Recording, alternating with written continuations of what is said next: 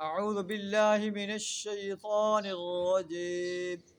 بسم الله الرحمن الرحيم.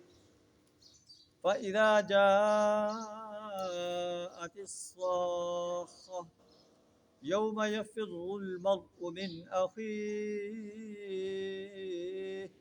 وأمه وأبيه وصاحبته وبنيه صدق اللہ العظیم.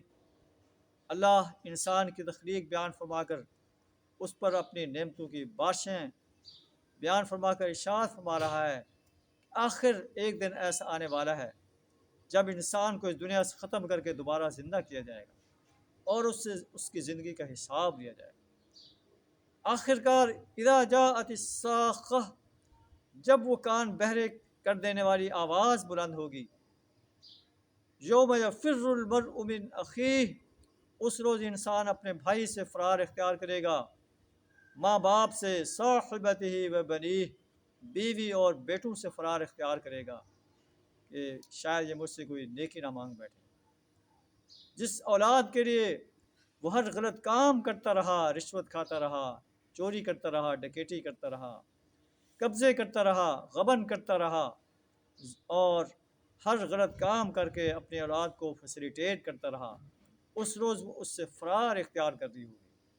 لِكُلِّ امْرِئٍ مِّنْهُمْ يَوْمَئِذٍ شَأْنٌ يُغْنِيهِ، ان میں سے ہر شخص پر ایسا وقت آ پڑے گا، ایسا دن آ پڑے گا جو اسے دوسرے سے بے پرواہ کر دے گا، دوسرے کا اس کو کوئی ہوش نہیں ہو.